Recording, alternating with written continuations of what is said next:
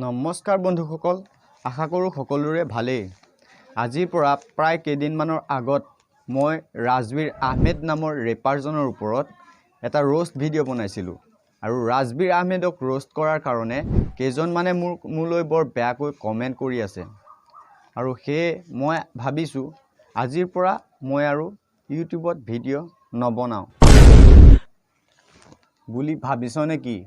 যিকেইটাই মোক বেয়াকৈ কমেণ্ট কৰি আছ সেইকেইটাক মই পোন প্ৰথমে দেখাবলৈ লৈছোঁ।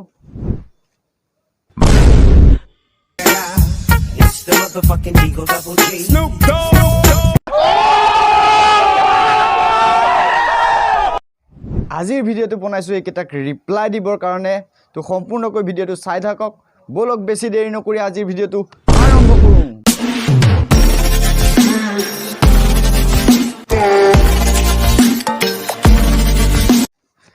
বন্ধুসকল, মই মোৰ আগৰ ভিডিঅ'টোত ৰাজৱীৰ আহমেদ নামৰ ৰেপাৰজনক ৰোষ্ট কৰিছিলোঁ কেইটামান অশ্লীল গান গোৱাৰ কাৰণে। আৰু যিকেইটা গান আপুনি হয়তো ঘৰত শুনিলে মা দেউতাৰ পৰা গৰু পিটন খোৱাটো খাটাং।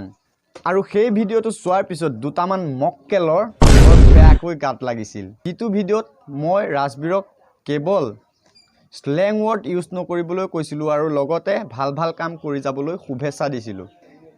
সেইটোকে বুজি নাপায় কেইটামান ক্লাছ 6ত 3বাৰকৈ ফেইল কৰা কেইটামানে আহি মোৰ কমেণ্ট বক্সত দীঘলীয়া ৰচনা লিখাত লাগি গ'ল। 6 ফেইল বুলি কোৱাৰ কাৰণ এটাই যে সিহঁতকেইটাই যিবোৰ কমেণ্ট কৰিছে এটাৰুৱে ৱৰ্ডবোৰ শুদ্ধ নহয়। OMJ এণ্টাৰটেইনমেণ্ট অফ আছাম নামৰ এজনে লিখিছে, ৰাজৱীৰৰ নাম লৈ তই সৰুত উঠিব বিচাৰ, সৰুতে মানে পলিঅ' নললি। আচ্ছা চা ভাই, তই যদি সৰুতে পলিঅ' লৈছিলি তেতিয়া সেয়া পলিঅ' নাছিল, বুজিলি? সেয়া আছিল গোবৰ পানী আৰু তোৰ মাথাত গোবৰ সোমাই আছে, গোবৰ। তই পলিঅ' শব্দটোকে ভালদৰে লিখিব পৰা নাই।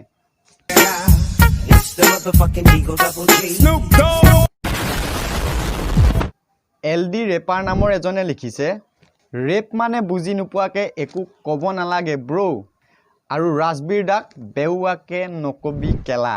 তুত চালা মক্কেল, তই যদি ইমানেই ৰেপ বুজি পাৱ তেতিয়াহ'লে তই ৰোষ্টটো বুজি পাব লাগিছিল। তাতে তোৰ বানান ভুল।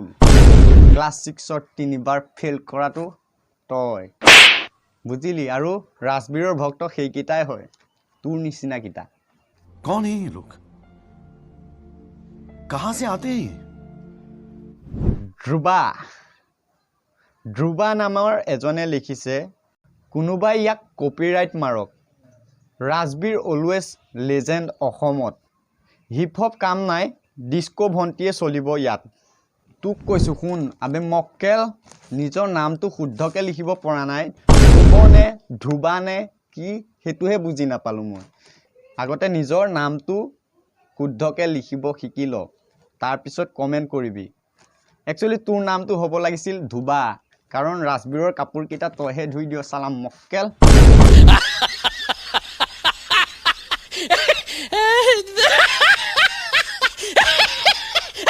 আৰু শুন, ৰেপ গাবলৈ যদি শব্দ বিচাৰি নাপায় তেতিয়াহ'লে অসমত ডিস্কো ভণ্টিয়ে চলিব, চলি আছে বৰ্তমানলৈকে আৰু চলি থাকিব। আৰু বন্ধুসকল, ইয়াকনো কি ক'ম, কমেণ্টটো পঢ়ি চাওক। ই বন্ধুসকল আৰু বেয়াকৈ লিখিছে, যিটো তোমালোকক ক'ব নোৱাৰোঁ। ক্লাছ 3ত খিৰিকীয়েদি পলাই যোৱা এইটো ক্লাছ 3ত খিৰিকীয়েদি পলাই গৈ ক'ৰবাত লুকাই থকাটো এইটোৱেই।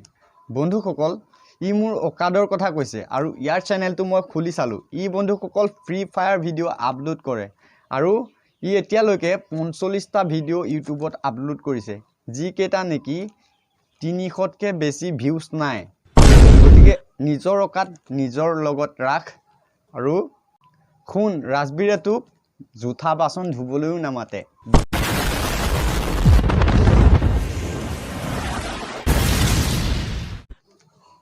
মাইণ্ডেড। আৰু তহঁতে যে কৈ থাক ৰাজৱীৰ লেজেণ্ড বুলি, মই কৈছোঁ শুন, বাঘৰ লিজেণ্ড সি। মোৰ আৰু মোৰ ভিউৱাৰ্ছসকলৰ লিজেণ্ড এজনেই আছে, সেইজন হৈছে জুবিন দা। মনত ৰাখিবি কথাটো।